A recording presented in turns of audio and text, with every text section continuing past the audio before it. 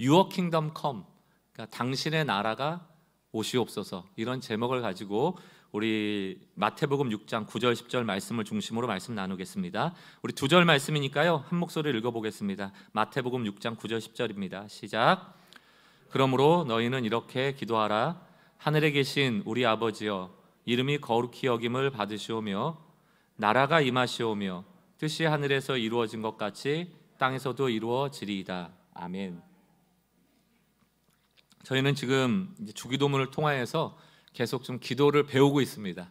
내 기도를 바꾸기도 하고 바른 기도로 나가려고 지금 애쓰고 있는 시간들인데, 첫 시간에 말씀드렸다시피 기도에 대해서 배우는 것도 중요하지만 기도에 대해서만 배우고 끝나서는 안 되고 기도는 하는 거죠. 실제적으로 여러분들이 실행해 보는 것이 중요하기 때문에 목요기도회 같은 시간들을 잘 활용하시고, 여러분 오늘 설교를 다 들으시고 내일부터라도 아침에 눈 뜰 때 하나님께 바른 기도로 나가는 습관들을 잘 들으실 수 있기를 바라겠습니다. 이 주기도문 안에는 사실 복음의 내용으로 가득하다. 다시 말하면 예수 그리스도의 십자가의 은혜로 가득하다. 왜냐하면 하늘에 계신 전능자를 내가 아버지라고 부를 수 있는 것도 예수의 은혜가 아니면 불가능하죠. 우리는 의롭지 않은데 의롭다 여겨주시고, 우린 자격이 없는데 아버지라고 부를 수 있도록 하는 것 다 양자의 영, 예수의 영, 성령이 우리 안에 있기 때문입니다. 또 거룩하시옵소서라고 하나님을 찬양할 수 있는 것도 그 거룩한 자 앞에 나가야 가능한 일인데 우리는 거룩하지 않잖아요. 그런데 거룩하다 여겨주시는 은혜 역시 예수의 십자가 공로 아니고서는 불가능하다. 그러므로 주기도문 안에는 예수의 은혜, 복음의 은혜로 가득합니다. 오늘 이 주기도문의 내용도 같은 맥락에서 예수의 은혜가 가득하다. 이제 우리가 10절 말씀을 중심으로 좀 볼 텐데, 마태복음 6장 10절에 보면 뭐라고 되어 있는가 하면 나라가 임하시오며 또 뜻이 하늘에서 이루어진 것 같이 땅에서도 이루어지리이다. 두 가지 기도인데 오늘은 첫 번째, 나라가 임하시오며, 이게 무슨 의미인지를 저희가 나누려고 합니다. 나라가 임하시오며, 그럼 여러분은 이제 이런 기도를 많이 하셨을 거예요. 주기도문 암송을 많이 하셨을 거니까 그때 과연 이 나라가 어떤 나라라고 연상하면서 기도하시는지 모르겠어요. 우리가 앞에 찬양할 때도 하나님 나라 임하소서, 그 나라는 어떤 나라일까? 이 나라에 대한 개념이 명확해야만 주기도문을 바르게 할 수 있다. 아마 이 주기도문 설교나 강해를 들어보신 분들은 굉장히 자주 들어보셨을 겁니다. 뭐냐면 나라, 이 국가라는 것을 구성하는 세 가지 요소가 있는데 그게 주권, 영토, 국민, 이 세 가지가 있어야 나라거든요. 예를 들어 일제강점기 때 우리가 이 영토에 살았고 여전히 대한민국 국민이었지만 주권을 빼앗겨 버리니까 그냥 일본과 다름없는 나라가 돼버리잖아요. 대한민국으로서의 주권이 사라지는 것 아닙니까? 또 여러분들이 대한민국이 어디 있습니까? 일본이 어디 있습니까? 중국이, 미국이, 영국이 어디 있습니까? 라고 그 나라를 물어볼 때 영토, 위치를 얘기하죠. 우리나라에서 이쪽에 있습니다, 뭐 서쪽에 있습니다, 북쪽에 있습니다. 그런 영토도 나라에 대한 개념이 맞아요. 또 어떤 한 나라가 그 나라의 국민으로 살아갈 때 그 체제가, 여기는 뭐 자유민주주의냐 아니면 이쪽은 사회주의냐, 또 경제가 자유경제냐 아니면 공산주의냐, 그런 체제에 따라서도 나라를 구분할 수도 있습니다.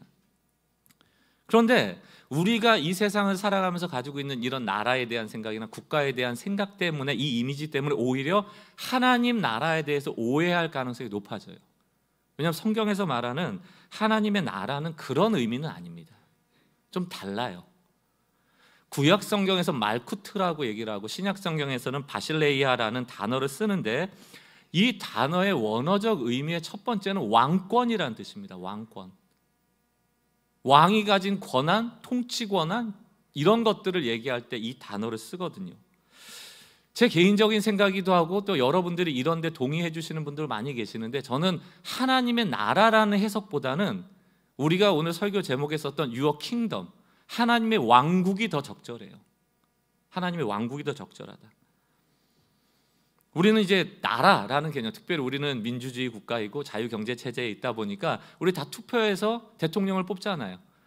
그러니까 무슨 생각을 하냐면, 우리가 대한민국이라는 나라가 있고 그 안에 국민이 있어서 국민이 투표해서 대통령을 뽑았다, 어떤 대표자를 뽑았다, 이런 개념이 있다라고 생각을 하다 보니까 좀 하나님도 대한민국이 있고 우리가 기독교를 선택했는데 그 안에 신은 하나님이다, 이런 식으로 생각하기가 쉽다라는 거예요. 또 하나님의 나라가 임한다라는 개념도 마치 전쟁하듯이 강력한 하나님의 나라가 나약한 나라를 점령해 들어오는 것처럼. 왜 전쟁에서 싸워서 영토를 이렇게 얻잖아요. 전쟁을 통해. 그런 영토적 개념으로 생각할 때도 많다는 겁니다. 그래서 하나님 나라는 강해야 돼. 왜? 전쟁에서 이기려면. 이런 식으로 또 오해할 때도 있거든요. 그러나 성경에 나오는 하나님의 나라는 본질적으로 하나님의 왕국, 다시 말하면 하나님이 통치하신다라는 개념이거든요. 하나님이 왕이시다라는 개념이거든요. 여러분, 이 부분을 중요하게 여기시고 다시 한번 부연 설명하는 내용을 잘 들으셔야 돼요. 우리에게 익숙한 생각은 뭐냐 하면, 너희 나라는 종교가 뭐야? 이렇게 물어보면 대한민국은 뭐야? 뭐 인도는 뭐야? 유럽은 뭐야? 미국은 뭐야? 나라가 있고 종교가 있다고 생각을 해요. 그러나 성경에서 보면은 전혀 반대죠. 나라 정도가 아니고 이 온 우주가 하나님으로부터 나왔다라는, 하나님이 왕이라는 그 전제 속에서 나머지 나라들이 존재하는 거거든요. 그러니까 대한민국에서 나는 기독교가 종교가 아니고 하나님이 왕으로 이 대한민국의 주인이란 뜻이거든요. 근데 우리는 은연중에 종교와 나라의 개념에서 나라가 더 크다고 생각해버리죠. 내가 하나님을 선택했다고 생각하는 거예요. 대통령 선택하듯이. 여러분, 이 차이가 이해되십니까? 심지어 하나님이 이스라엘이라는 백성들을 선택할 때도 나라를 선택한 게 아니에요. 그 왕이 있지는 않았어요. 12개 지파를 선택하잖아요. 그게 무슨 의미입니까? 왕이 필요 없다는 얘기예요. 왕은 이미 존재하니까. 12지파, 지파의 대표들이 왕의 위임을 받아 왕 노릇을 하는 것일 뿐이죠. 이스라엘의 왕이라는 사람들, 솔로몬, 다윗 뭐 다 마찬가지입니다만 그 왕은 진짜 왕이 아니고 하나님의 왕의 대리인들이었다라는 거죠. 그걸 제일 잘 알았던 게 다윗이고, 그래서 하나님은 넌 내 마음에 합한 자다 칭찬하시잖아요. 그러니까 여러분, 이 종교라는 개념의 틀 안에 하나님을 넣어버리면 안 돼요. 그럼 나라가 종교보다 크고 이 나라 안에서 하나님을 선택한 개념이 돼버리는데, 그게 아니고 하나님이 가장 큰 개념이고 왕이시고 모든 우주가 그 발 아래 있다라는 개념 안에 대한민국이 있는 거고 우리가 있는 거예요. 그러니까 이 왕국이라는 표현을 가지고 하나님이 왕이시다라는 개념이 없어져 버리면, 지금 우리가 생각하는 나라와 국가의 개념으로 들어와 버리면 종교가 쪼그라들어 버려요. 하나님이 선택을 받는 존재가 돼버려요. 이거는 하나님의 나라를 온전히 이해하는 게 아닙니다. 그러나 문제는 왕국 얘기를 하잖아요. 딱 이단이 생각해요. 여호와의 증인들, 왕국에서 모이거든요. 이단들 천년 왕국 강조하거든요. 이상하게 좋은 거는 이단들이 많이 가져가는데, 성경 안에서 하나님의 나라의 개념을 바르게 이해하기 위해서는 왕이라는 개념이 들어와야 됩니다. 그래서 어찌 보면 킹덤, 하나님이 왕으로 다스리는 모든 영역이 하나님의 나라죠. 그래서 오늘 우리가 나라가 임하시오며라는 이 기도의 의미를 세 가지의 개념으로 좀 분리해서 좀 설명하려고 합니다. 첫 번째, 나라가 임하시오며라는 기도 안에는 하나님이 왕이십니다, 하나님만이 왕이십니다라는 우리의 선언, 찬양이 들어있어요. 선포가 들어있습니다. 두 번째로, 그 왕이신 하나님이 보여지게 왔는데 그게 바로 예수 그리스도예요. 예수님이 왕으로 오셨다. 이게 초림을 얘기하는 거고요. 마지막 세 번째는 부활하셔서 승천하신 예수님은 재림, 다시 오실 것이다. 무엇으로? 왕으로. 이게 이 나라가 임하시오며라는 기도 안에 다 포함이 돼 있다. 한 가지 한 가지씩 좀 저희가 간략하게라도 좀 살펴보기를 원하는데요. 첫 번째, 나라가 임하시오며라는 이 의미에는 하나님이 왕이십니다라는 뜻이 담겨 있어요. 다시 말하면 개역개정 성경에는 그냥 나라가라고 되어 있지만 원어 성경에는 바실레이아 수 해가지고 수, 너희, 당신이라는 개념이 들어있습니다. 2인칭. 다시 말하면 당신의 나라가 여기 임하시옵소서라고 되어 있어요.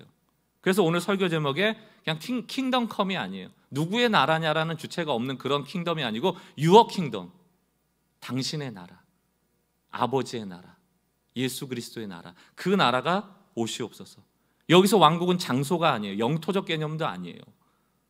주권과 왕권과 통치의 개념입니다. 그러니까 다시 말하면 당신의 왕국이 오소서라는 게 어떤 강력한 왕국이 이 나라에 확 점령해 들어오는 개념이 아니고, 이 의미의 핵심은 하나님 왕이 되어 주십시오라는 뜻이에요.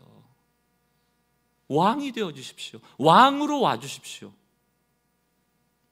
근데 이상하잖아요. 천지를 만드신 하나님은 모든 곳에 계시는 왕인데 이미 계시는데 뭘 와달라고 그래요. 여기에는 하나님의 왕권이, 다시 말하면 왕좌가 훼손된 곳이 있다라는 얘기입니다. 하나님을 왕으로 인정하지 않는 곳이 있다라는 얘기예요. 어딜까? 사실 제가 오늘 이 설교 제목을 Your Kingdom Come이라고 하려고 한 게 아니고 좀 비유적이긴 하지만 My Kingdom Go 라고 정하려고 했습니다.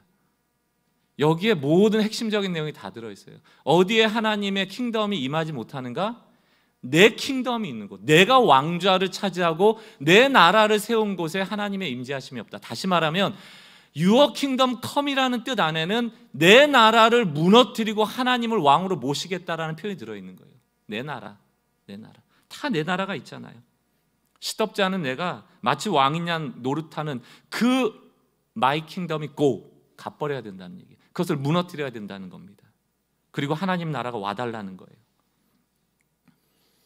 구약 성경을 보면 성경 안에는 주제가 하나님의 나라인데 핵심은 뭐냐면 하나님이 왕이야? 아무리 외쳐도 이스라엘 백성과 이방인들은 아니야, 내가 왕이야, 이 싸움이에요.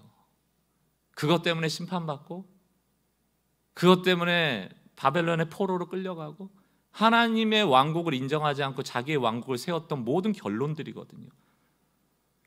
늘 이방인을 부러워하면서 저 나라는 얼마나 좋을까, 저 왕이 힘도 세고 부강하고 전쟁만 하면 이겨서 다른 나라 영토를 빼앗고 저기 사는 사람들은 너무 좋을 것 같은데 우리나라는, 이스라엘은 하나님 보이지도 않는데 왕이 있는지 없는지도 모르겠는데 맨날 좀 고생하는 것 같고 그냥 막 부러워하는 거예요. 불안해하는 거예요.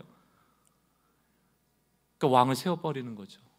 여러분, 이 이야기가 가장 두드러지게 나타난 성경이 사사기 8장입니다. 여러분, 기드온 아시죠? 기드온이 이방의 미디안을 이기고 이스라엘을 구원해낸 영웅이거든요.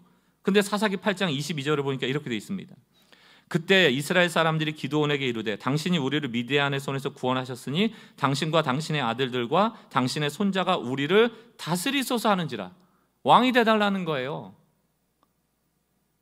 왕이 하나님이 계시는데, 미디안을 이기게 한 건 기드온이 아니고 하나님인데 보이는 기드온을 왕으로 삼겠다는 겁니다. 그때 23절, 기드온이 참 잘했어요. 뭐라고 얘기합니까? 그들에게 이르되 내가 너희를 다스리지 아니하겠고 나의 아들도 너희를 다스리지 아니할 것이요 여호와께서 너희를 다스리리라. 하나님만 왕이십니다. Your kingdom come, my kingdom go. 이 핵심적인 얘기거든요. 그런데 안타깝게도 사사기 8장 이 고백을 하고 조금 뒤로 넘어가 보면 8장 30절에 뭐라고 되어 있습니까? 기드온이 아내가 많음으로 그의 몸에서 낳은 아들이 70명이었고 31절, 세겜에 있는 그의 첩도 아들을 낳았으므로 그 이름을 아비멜렉이라 하였더라. 여러분, 아비멜렉이라는 이름의 뜻이 뭐냐면 나의 아버지는 왕이시다라는 뜻이에요. 아비멜렉이 기드온의 아들인데 아들의 이름을 뭐라고 지었어요? 너의 아버지는 왕이시다. 그럼 누가 왕이란 뜻이에요? 기드온이 왕이란 뜻이죠. 여러분, 이게 신학자의 해석이 분분합니다. 기드온이 진짜 이 아비멜렉이라고 이름을 지었는가? 나는 왕이 되기 싫어요 라고 말은 했지만 속으로는 왕이 되고 싶어서 그 아들에게 아비멜렉의 이름을 줬다라는 의견도 있고, 또 한편으로는 첩의 아들이다 보니까 이 첩이, 이 아내가, 이 아들이 기드온이 왕이 됐으면 좀 더 자리가 높아졌을 텐데 왕이 안 된다고 하는 거에 대한 울분 때문에 이름을 아비멜렉으로 지었다라는 설도 있습니다. 뭔지 정확히 나와 있지는 않아요. 그러나 그 이름이 아비멜렉이에요. 사람들은 왕이 되기를 원해요. 결국 사사기 9장 6절에 가니까 세겜의 모든 사람과 밀로 모든 족속이 모여서 세겜에 있는 상수리 기둥 옆에서 아비멜렉을 왕으로 삼으니라. 왕이 됐어요. 결국 이 아비멜렉이 왕이 될 때요, 앞에 나와 있는 70명 형제를 다 죽여버립니다. 다 죽여버려요. 그리고 왕이 됐어요. 이때 살아남은 형제 하나가 요담이라는 사람인데 아비멜렉이 왕이 됐다는 소식을 요담에게 누군가 전합니다. 그때 요담이 그 아비멜렉과 이 아비멜렉을 왕으로 삼았던 세겜 사람들을 향하여 경고를 하는데 동화의 이야기처럼 경고를 해요. 그게 사사기 9장입니다. 7절. 좀 길지만 함께 읽어보겠습니다. 사람들이 요담에게 그 일을 알림해. 이제 아비멜렉이 왕이 된 거예요. 요담이 그리심산 꼭대기로 가서 서서 그의 목소리를 높여 그들에게 외쳐 이르되 세겜 사람들아 내 말을 들으라. 그리하여 하나님이 너희의 말을 들으시리라 하고 8절부터 얘기를 하는 겁니다. 하루는 나무들이 나가서 기름을 부어 자신들 위에 왕으로 삼으리 하여. 기름을 붓는다는 것은 왕을 삼을 때 하나님이 기름을 붓잖아요. 그 얘기예요. 근데 여러분 잘 생각을 해보세요. 나무가 나무끼리 지금 기름을 부어서 왕을 세우려고 합니다. 여러분 이런 말 들어보셨어요? 나무는 결코 싸우지 않는다. 나무는 왜 안 싸워요? 다 자기 자리에 있거든요. 야, 내가 그 자리 좋은 자리 같으니까 막 뿌리를 뽑아가지고 가서 그 자리에 옮겨 심고 막 그 나무를 막 밀쳐내서 절로 보내고, 안 그래요. 나무는, 꽃은 절대 안 싸웁니다. 자기 자리가, 그 자리가 자기 자리예요. 그 자리에서 역할을 하면 되는 거예요. 그런데 누군가가 나무에게 기름을 부어서 왕으로 세운다. 그럼 여러분 나무가 왕이 될 수 있어요? 내가 왕이 돼가지고 나무인데 포도나무한테 사과나무 열리라고 하고 막 무화과나무한테 감람나무 열매 열리라고 말할 수 있습니까? 불가능하거든요. 나무는 왕이 될 수가 없어요. 그런데 기름을 부어 왕이 되게 하려고 하는 겁니다. 8절 중반절, 감람나무에게 먼저 찾아가요. 감람나무는 이스라엘에게 굉장히 중요한 나무입니다. 거기서 기름이 짜지기 때문에. 감람나무에게 이르되 너는 우리 위에 왕이 되라 하매. 9절, 감람나무가 그들에게 이르되 내게 있는 나의 기름은 하나님과 사람을 영화롭게 하나니 내가 어찌 그것을 버리고 가서 나무들 위에 우쭐대려 한지라. 10절, 나무들이 또 무화과나무에게 이르되, 무화과나무도 이스라엘에게 가장 많이 생산되는 열매 중에 하나입니다. 그게 음식이란 말이죠. 너는 와서 우리 위에 왕이 되라 하매. 11절, 무화과나무가 그들에게 이르되 나의 단 것과 나의 아름다운 열매를 내가 어찌 버리고 가서 나무들 위에 우쭐대려 한지라. 12절, 나무들이 또 포도나무에게 이르되 너는 와서 우리 위에 왕이 되라 하매. 포도는 포도주를 만들어서 기쁨의 상징이에요. 잔칫날 포도주를 마셨단 말이죠. 13절, 포도나무가 그들에게 이르되 하나님과 사람을 기쁘게 하는 내 포도주를 내가 어찌 버리고 가서 나무들 위에 우쭐대려 한지라. 다 제정신이에요. Your kingdom come, 하나님이 다스리는 자리에 인정하고 순복하고 있는 건데. 14절, 이에 모든 나무가 가시나무에게 가서 이르되 너는 와서 우리 위에 왕이 되라 하매. 15절, 가시나무가 나무들에게 이르되 만일 너희가 참으로 내게 기름을 부어 너희 위에 왕으로 삼겠거든 와서 내 그늘에 피하라. 가시나무에 무슨 그늘이 있어요, 여러분? 가시나무에 무슨 그늘이 있습니까? 가시나무 밑에서 쉴 수 있어요? 조금만 꾸벅 졸면 가시에 팍 찔리는데. 그늘에 가서 쉬래요. 그리고 뭐라고 그래요? 그리하지 않으면, 다시 말하면 나를 왕으로 삼아주지 않고 내 밑에 오지 않으면 불이 가시나무에서 나와서 레바논의 백향목을 사를 것이라 하였느니라. 찔러버리겠다는 거예요. 이게 마이 킹덤, 가시나무의 나라에서 일어나는 일들이에요. 우리가 가시나무인데 가시나무 자리에서 그 역할과 그 위치를 알지 못하고 왕이 되려 하며 이파리 하나도 없는 가시나무가 그늘을 만들려 하는 것, 불가능한 일이죠. 그런데도 자기의 킹덤을 만들려고 한다. 사랑하는 성도 여러분, 우리도 똑같아요. 이 중에 왕이 누가 있습니까? 아무도 없어요. 우린 다 각자 맡겨진 나무와 같은 존재입니다. 포도나무로 계시는 분, 감람나무로, 무화과나무로, 사과나무로, 혹은 가시나무로, 궁을 만드는 재료로 쓰여질 백향목의 나무로 그 자리에 있는 겁니다. 누구도 왕이 될 수 없어요. 진정한 통치자는 하나님밖에 없으십니다. Your kingdom come. 하나님, 왕좌를 찾아주십시오. 다시금 나의 킹덤을 무너뜨리고 왕좌를 내어드리니 왕으로 오십시오. 이 기도예요. 나라가 임하시며. 무슨 나라가 막 전쟁을 일으켜서 막 이런 게 아니고 하나님 왕으로 오십시오. 두 번째, 그 하나님이 보여지는 왕으로 오신 사건이 바로 예수 그리스도입니다. 성육신 하셔서. 신약과 구약 사이에는 400년이라는 중간기라는 게 있습니다. 다시 말하면 하나님이 음성을 들려주지 않아요. 그래서 그것을 영적인 암흑기라고 얘기도 합니다. 그 400년 동안 중간기, 암흑기 동안 유대인들은 메시아를 기다립니다. 메시아가 의미가 뭐냐면 기름 부음 받은 자라는 의미로서 하나님이 택하신 굉장히 강력한 권한을 가지고 있는 왕이거든요. 근데 이스라엘 백성은 다 군사력을 생각했다고요.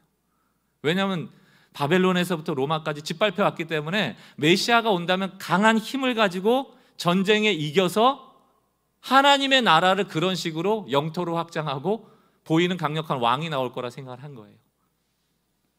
다윗과 같은 왕. 근데 예수님이 오셨습니다. 예수님이 왕으로 나타나신 거예요. 특히 세례를 받을 때 들려지지 않던 하나님의 음성이 드디어 들려지죠. 뭐라고 들려집니까? 예수가 세례받을 때 이는 내 사랑하는 아들이다. 내가 기뻐하는 자다. 다시 말하면 이 세례식을 신학자들은 왕의 대관식이다라고 해석하기도 하고 왕의 재즉위식이라고도 얘기합니다. 잃어버린 하나님의 왕권이 회복되어지는 사건.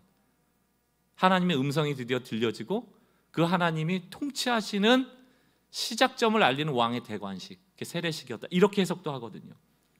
그도 그럴 것이 예수님이 세례 받으시고 광야에서 시험 받으신 다음에 1장 14절 마가복음 공생애를 사실 때 뭐라고 얘기하냐면 요한이 잡힌 후 예수께서 갈릴리에 오셔서 하나님의 복음을 전파하여 15절 이르시되 때가 찼고 하나님 나라가 가까웠으니 회개하고 복음을 믿으라 하시더라. 여러분 하나님 나라가 가까웠대요. 하나님 나라가 어떤 나라예요? 군사력을 가지고 막 밀고 들어온 나라가 아니고 여기서 하나님의 나라가 왔다는 것은 바로 왕이 왔다. 그 왕이 누구다? 예수가 왔다는 뜻이에요.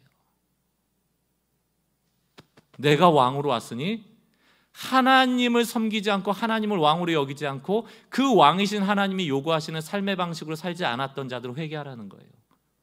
그리고 하나님을 다시 왕으로 삼고 왕이 원하는 삶의 방식으로 돌아가라. 선포하는 겁니다. 우리도 마찬가지예요. 마이 킹덤이라는 것 안에는 하나님이 왕이 아니기 때문에 내 방식의 삶이 존재하고요. 때로는 필요할 때 내가 절박할 때 하나님이 왕이시라면 하나님을 찾아갈 건데 하나님을 왕으로 안 모시고 다니니까 우상들을 찾아가죠. 그런 나라를 향하여 예수를 통하여 이 땅에 왕이 다시 오셨다. 지금 왕의 통치가 다시금 시작됐다. 너는 예수를 믿고 그 왕을 섬기고 왕이 원하는 삶의 방식을 따르라는 겁니다. 그러면 예수님은 이 땅에 왕으로 오셔서 어떤 존재가 되셨는가? 역설적이게도 그는 왕으로 왔지만 종이 되셨다.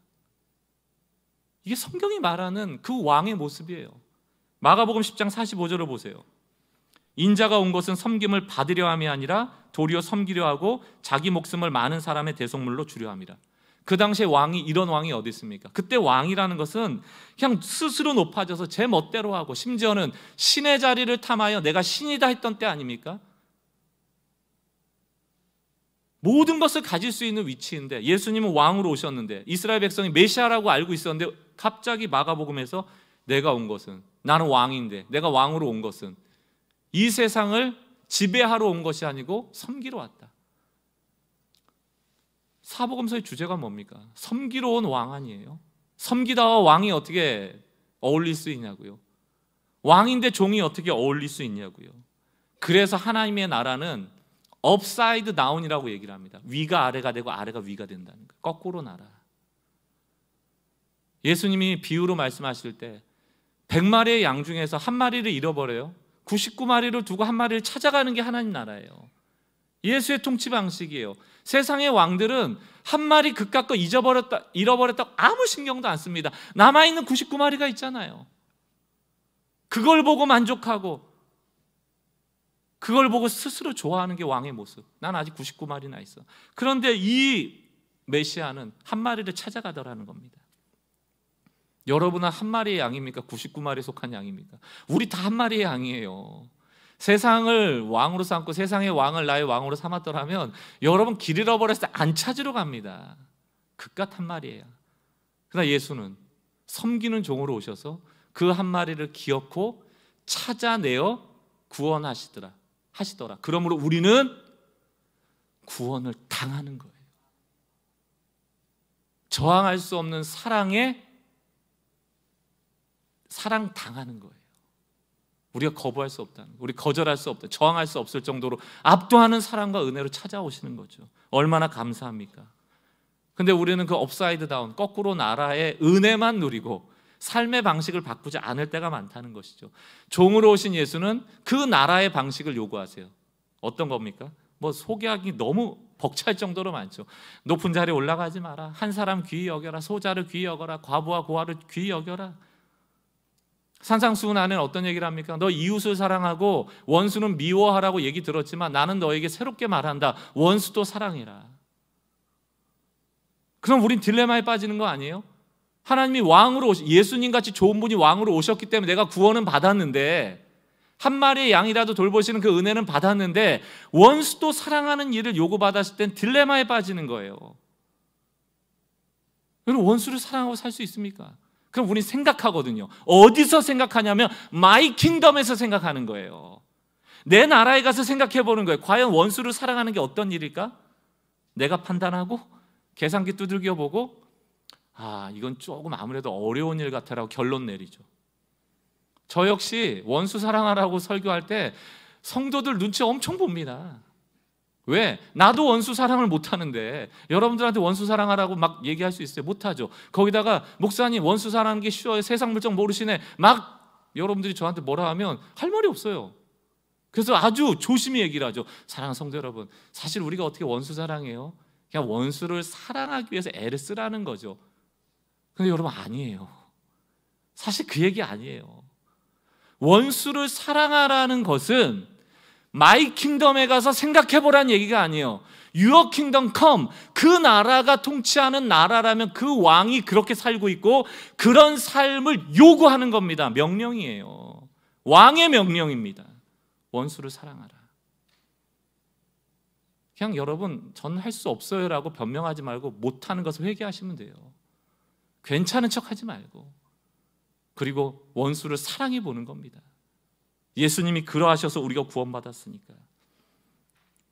여러분, 원수 사랑이 쉽다는 얘기를 드리는 게 아니에요. 명령이라는 말에 또 너무 막 강제적이라고 생각할 게 아니고, 원수 사랑이 쉽다는 얘기가 아니고 우리는 나의 왕국에 들어가서 하나님이 주신 말씀을 무시하거나 경시하거나 그 말을 믿지 못하거나 내 판단에 근거해서 행동해 버릴 때가 많다는 거죠. My kingdom go. 거기서 나오셔야 돼요. 이 주의 나라가 임하여 달라는 기도가 그 의미입니다. 나의 왕국을 깨버리고 하나님이 통치하시는 나라에서 생각하고 판단하고 결정하겠다는 거예요. 주님, 뭘 원하세요? 그분이 요구하시는 것을 받아들이겠다는 얘기거든요. 당신이 왕이시니 나는 왕의 요구에 따르겠습니다라는 기도가 주의 나라가 임하시옵소서라는 기도예요. 마지막 세 번째입니다. 그 왕이신 예수님이 다시 오신다는 겁니다. 하나님 나라가 임하시옵소서. 주님 마라나타 다시 오시옵소서. 이 기도가 포함이 되어 있거든요. 종말론을 얘기할 때 자주 등장하는 용어가 already, 이미, but not yet, 그러나 아직. 전쟁으로 비유하면 D-Day라는 날짜가 있고 V-Day가 있습니다. D-Day는 결전의 날이고요, V-Day는 승리의 날인데 이 D-Day와 V-Day 사이에는 늘 시간이 좀 필요해요. 다시 말하면 결전의 날 가서 완전히 적군을 이기고 승리를 쟁취했다 해도 국지전들이 남아있다는 말이죠. 그게 1년이 가기도 하고 2년이 가기도 합니다. 그리고 1년, 2년이 지난 후에야 V-Day, 완전한 승리를 선포하듯 예수님이 오셔서 십자가에서 승리한 사건이 D-Day라고 한다면 예수의 재림은 V-Day다. 그럼 이 사이 안에서는 국지전이 있어요. 그러면 원수를 사랑하라는 왕의 명령을 이게 거꾸로 나라니까 이 땅에서 우리가 살아낼 때는 이게 쉽지가 않은 거거든요. 긴장도 하고 안 되는 실패 때문에 좌절도 하고 갈등도 겪고 그런 딜레마 속에 살아가는 게 어찌 보면 뭐 당연한 거예요. 그리고 또 대가 지불이라는 것이 우리를 참 어렵게 하고 불편하게 하고. 그래서 베드로전서 4장 12절을 보십시오. 사랑하는 자들아, 너희를 연단하려고 오는 불시험을 이상한 일 당하는 것 같이 여기지 말고. 불시험이 뭡니까? 불같은 시련, 감당하기 어려운 시련이 와도 이상한 건 여기지 말고 13절, 오히려 너희가 그리스도의 고난에 참여하는 것으로 즐거워하라. 이는 그의 영광을 나타내실 때 너희로 즐거워하고 기뻐하게 하려 함이라. 그리스도의 고난, 왕인데 종이신 그 그리스도의 삶의 방식은 섬기는 거잖아요. 언제까지 섬겼습니까? 죽기까지 섬긴 거 아닙니까? 그리고 그 방식을 우리에게 요구하시는데 우리가 누구를 위하여 희생한다고 하면 요즘은 다 손가락질할 거예요. 바보 같다고, 손해본다고. 그러니 어찌 쉽겠습니까? 그러나 우리가 그런 삶을 살아내야 되는 것이 왕의 명령이기 때문도 있지만, 세 번째 대지에 근거하자면 신랑 되신 예수님이 오실 때 그걸 칭찬하시거든요. 완성될 나라는 사랑의 나라입니다. 결국 그 사랑의 나라에서 사랑을 칭찬하는 건 너무 당연하죠. 마지막에 결국에 그 V-Day에 그 승리의 날이 왔을 때 하나님 우리 칭찬하시는 것은 결국 사랑했던 일이라는 거예요. 마지막까지 남는 건 사랑이라는 얘기죠. 그러므로 나라가 임하게 해달라는 기도는 오해도 많고 딜레마도 안아야 되고 갈등도 많고 뭐 긴장감도 많고 또 예수님이 요구하신 그 요구를 무시하거나 모른 체 하거나 거스르면서 살고 있는 이 기간 동안에 오실 왕에게 칭찬받을 생각으로 살아가는 삶을 얘기를 하는 거예요. 아마 여러분들 이게 마음에 딱 와닿지 않을 겁니다. 먼 시간 후의 이야기라고 생각하기 때문에 저는 오늘 이 말씀을 좀 정리하면서 주중에 어떤 이제 지인하고 교제를 하는데 저한테 물어보는 거예요. 제가 예전에 찬양 인도도 하고 찬양할 때 같이 교제했던 친구이기 때문에 영어 찬양인데 이 문장을 해석을 잘 못하겠다는 거예요. 그래서 어떤 문장이야 했더니 그 노래 제목이 Give me Jesus예요. Give me Jesus. 예수를 달래요. 예수를 주세요. 이게 찬양 제목이에요. 이게 뭘까? 예수를 주세요. 이 김미 우리 많이 들어봤잖아요. 6.25 끝나고 막 이 전쟁터에서 어려울 때 꼬맹이들이 막 벌거벗고 김미 초콜릿 미군 차 쫓아다니면서 그 김미라는 건 내가 꼭 있어야 되는 거, 생존에 대한 것 아닙니까? 먹어야 사니까 김미 초콜릿. 제가 캄보디아에 봉사활동 갔을 때도요, 애들이 $1, 김미 $1. 우리한테 $1는 이제 뭐 천몇백 원 하는 돈이지만 걔네들한테는 그 가정이 살아갈 정도로 큰 돈이거든요. 김미. 그 김미라는 게 제 뇌리에는 김미 초콜릿, 김미 $1. 김미 지저스. 그거 없으면 안 되는 거예요. 김미 지저스. 그리고 예수님을 주세요. 우리 누가 주나 막 좀 저한테는 좀 혼동스럽더라고요. 그런데 이 전체 노래 가사를 읽고 나니까 이해가 됐어요. 저는 오늘 이 가사가 굉장히 함축적인 시적 단어들을 사용하고 있기 때문에 설명을 다 못합니다. 그러나 오늘 이 나라가 임하옵시며 하나님이 왕으로 오신 그 예수가 다시 오실 것을 믿는 믿음 안에서 봤을 때 Give me your kingdom. 하나님 나라를 주세요. Give me Jesus. 예수를 주세요. Give me king. 진정한 킹을 주세요. 그런데 가사를 좀 읽어드리면 제가 영어가 유창하지는 않지만 간단합니다. In the morning. 아침에 When I rise. 내가 눈을 뜰 때 Give me Jesus. 그 아침 하루를 시작할 때 나에게 예수를 주세요. 2절 가사를 보니까 When I am alone. 내가 외로울 때, 홀로 있을 때 Give me Jesus. 예수를 주세요. 3절에 보니까 When I come to die. 내가 나에게 죽음이 다가올 때, 불시련이 다가올 때, 고난이 다가올 때 Give me Jesus. 그리고 후렴 가사를 보니까 You can have all this world. 당신이 모든 걸, 이 세상의 모든 걸 다 가져도 돼요. But give me Jesus. 나에게 예수만 주세요. 여기서 you라는 게 뭔지 정확히 우리는 알 수 없습니다. 그러나 이게 하나님을 향한 기도라면 하나님, 욥과 같이 제 모든 걸 가져가셔도 좋습니다. 주께로 온 것이니까. But give me Jesus. Give me your kingdom. 하나님의 통치만큼은 내가 빼앗길 수 없습니다. 나는 주님을 원해요. 또 유라는 게 이 세상을 향한 얘기라면 세상 사람들을 향하여, 나에게 시련을 주는 사람을 향하여서 다 가져가. 그러나 나에게 예수를 뺏을 수는 없어. 난 예수만 있으면 돼. Give me Jesus. 오늘 이상현 전사님이 좀 찬양으로 이 찬양을 해드릴 텐데, 여러분 김미라는 게 기도인데요. 여러분 뭘 원하고 있습니까? Give me something. 뒤에 뭘 원하고 있어요? 우리 기도하면서 뭘 달라고 많은 얘기를 합니다. Give me 뭐? 근데 오늘 이 찬양의 가사는 Give me Jesus.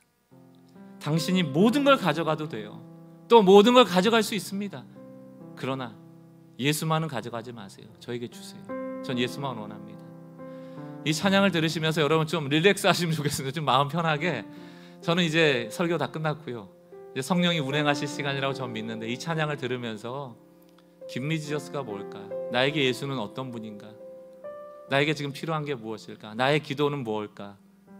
성령이 운행하신 대로 좀 편안한 마음을 가지고 가사를 묵상하셔도 좋고 기도하셔도 좋고 함께 조용히 따라 부르셔도 좋습니다. 하나님이 일하시는 시간으로 좀 올려드렸으면 좋겠어요.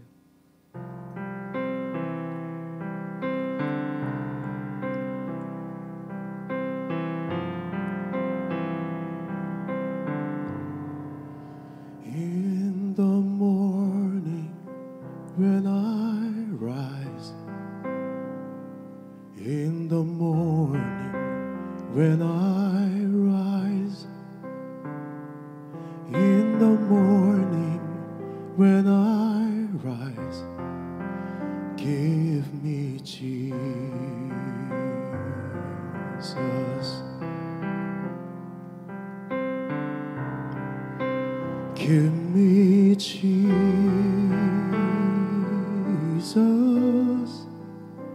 give me Jesus.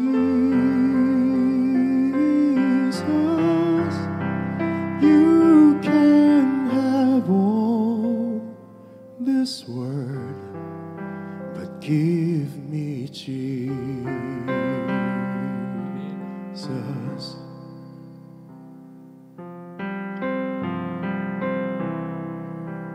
And when I am alone, oh, and when I am alone, and when I am alone, give me Jesus.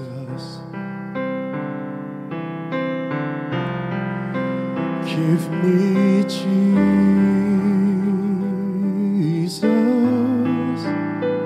Give me Jesus.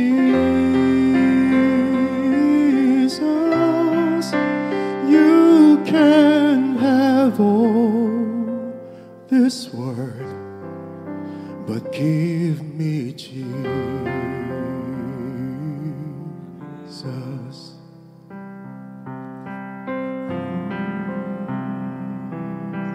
여러분 조용히 기도하셔도 좋고요, 오늘 예수가 필요합니다 고백하셔도 좋고, 같이 따라 부르셔도 좋고, 성령께서 주시는 마음을 가지고 좀 주의 임재 안에 거하셨으면 좋겠습니다.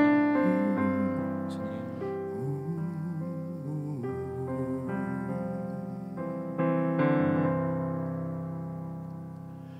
And when I come to die, oh, and then I come to die,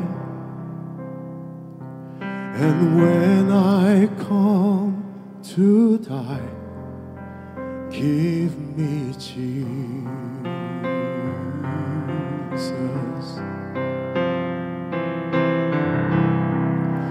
Give me Jesus.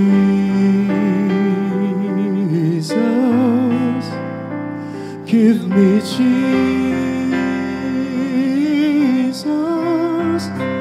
You can have all this world. You can have all this world. You can have all this world, but give me Jesus.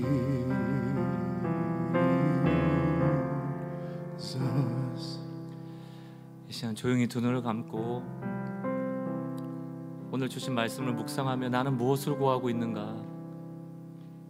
혹시 나는 나의 나라를 구축하기 위하여 하나님의 왕자를 떠나 그분의 요구하시는 삶의 방식을 잊고 살아가는 것은 아닌지, 나에게 진짜 필요한 예수를 놓치고 살아가는 것이 아닌지.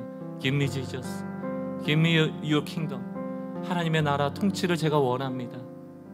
아침에 눈 뜰 때도, 눈 뜨면서부터 잠자리에 들 때까지, 어떤 순간에도, 무엇을 잃어버려도, 어떤 손해가 와도 나에게 뺏을 수 없는 예수, 그 예수를 우리는 원합니다. 조용히 주의 임재 가운데 생각하시고 묵상하시고 사랑을 고백하시고 또 주님의 사랑을 경험하십시오.